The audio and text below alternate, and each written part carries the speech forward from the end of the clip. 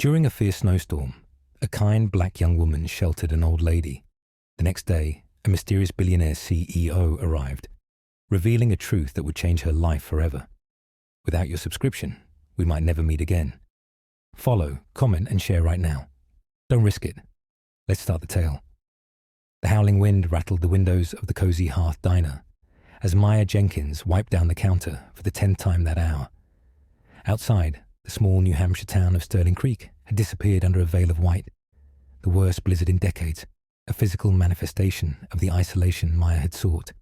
Her only remaining warmth came from the low hum of the gas stove and the scent of cinnamon. "You should close up, dear," Mr. Arthur Davies had advised, leaving a 20 on the counter. "This storm's getting worse by the minute." Maya, a black woman whose quiet strength radiated an unwelcome intelligence, had stayed. The diner was her sanctuary.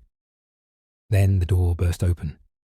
Not a gust of wind, but a staggering human figure. An elderly woman, snow-dusted and trembling. Maya rushed forward, her managing instinct instantly yielding to human compassion. "Are you all right?" I got lost," the woman murmured, her voice thin with cold. Maya guided her to the warmest booth, shedding her apron. Within moments, she had the woman wrapped in the heirloom quilt, a tattered, beautiful thing passed down from her grandmother, and placed a steaming mug of tea in her hands.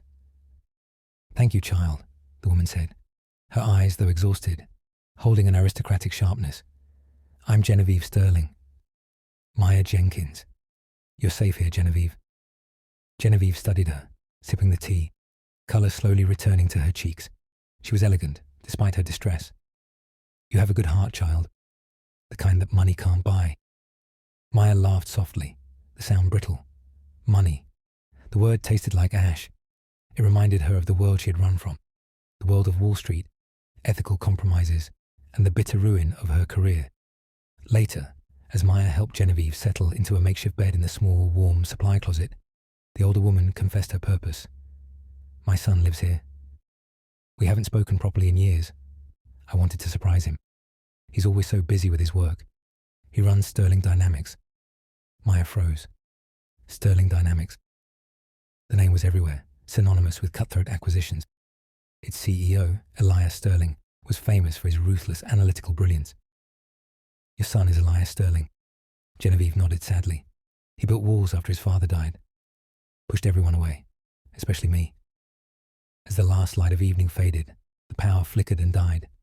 Total darkness, save for the emergency lights and the flickering hurricane lamps Maya lit, casting the diner in a warm, cinematic glow. The silence, broken only by the blizzard, was profound. The next morning, the storm was easing, but the world was frozen solid. Headlights sliced through the blinding white. Not a plow, but a massive black armoured SUV. The door swung open, and Elias Sterling entered. He was taller, broader, and more imposing than his photo suggested. His tailored coat was dusted with snow, his eyes the same sharp blue as his mother's, scanning the humble diner with barely concealed dismissal. The air instantly crackled with the friction of two opposing worlds. "I'm here for Genevieve Sterling," he stated, his voice a low, commanding rumble. She left a message saying she was stranded here.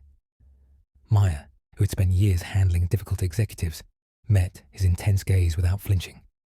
"Mr. Sterling, your mother is sleeping. She was exhausted and half frozen when she arrived. Take me to her." It was a reflex of command. Maya crossed her arms, her posture radiating quiet defiance. "Your title holds no weight here, Mr. Sterling. She's resting. You'll wait your turn." Elias stopped.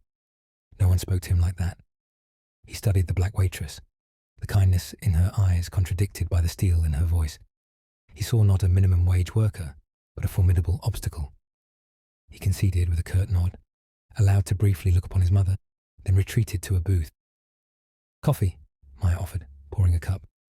"How do you know who I am?" he asked. "Your mother mentioned Sterling Dynamics," Maya replied, keeping her tone even. "The one known for its aggressive acquisitions. It pays to be aggressive," he countered. "And you?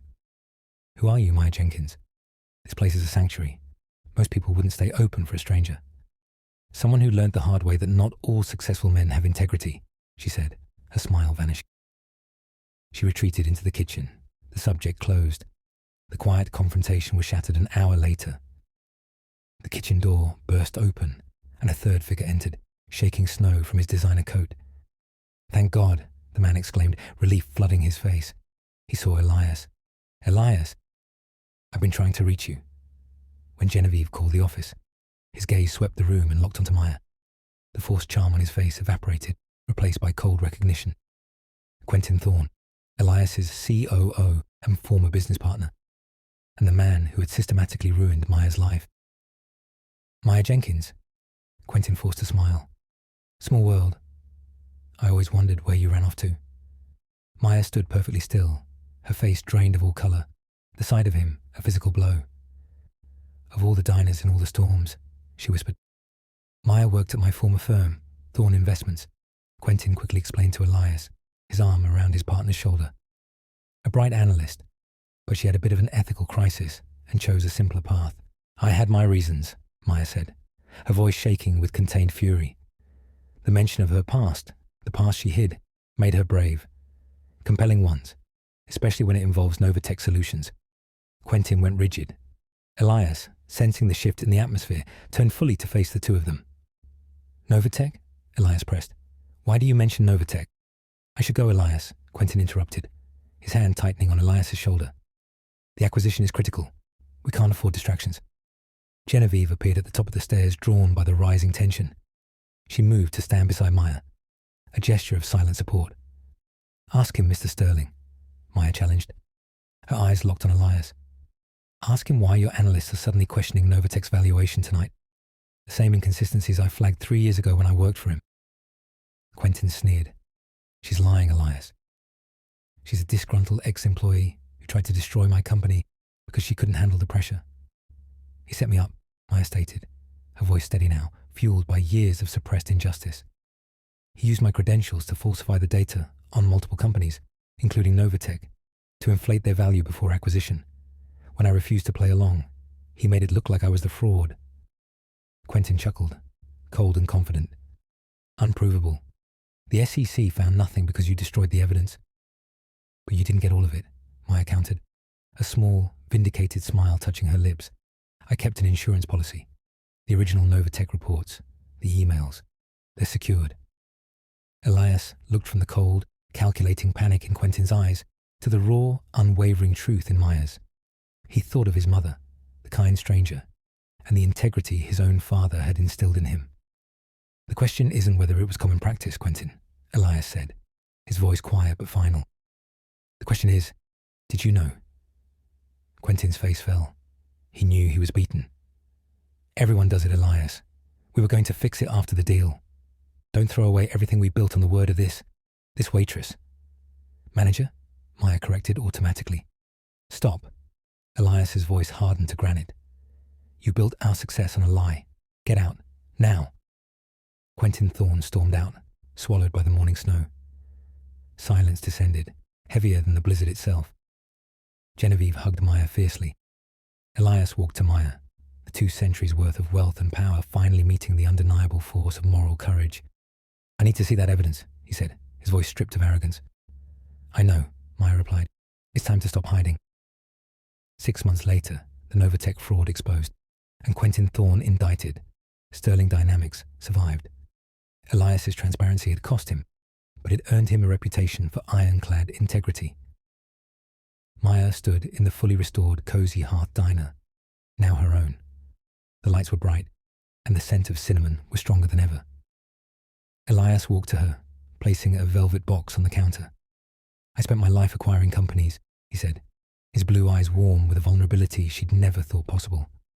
"Now, I just want to acquire the truth, integrity, and the one person who saw through all the noise." He opened the box, revealing a sapphire ring. He offered her the lead of his new ethical acquisitions division. And then, his life. Maya, no longer in hiding, placed her hand in his. "I accept, Elias Sterling." Genevieve watched from a booth, sipping tea. "The storm brought you both home," she whispered. "My son found his compass, and you, my dear, found your purpose." Maya's act of sheltering a kind old woman hadn't just saved a life. It had redeemed an empire and secured her own future. "Without your subscription, we might never meet again." Follow, comment, and share right now. Don't risk it.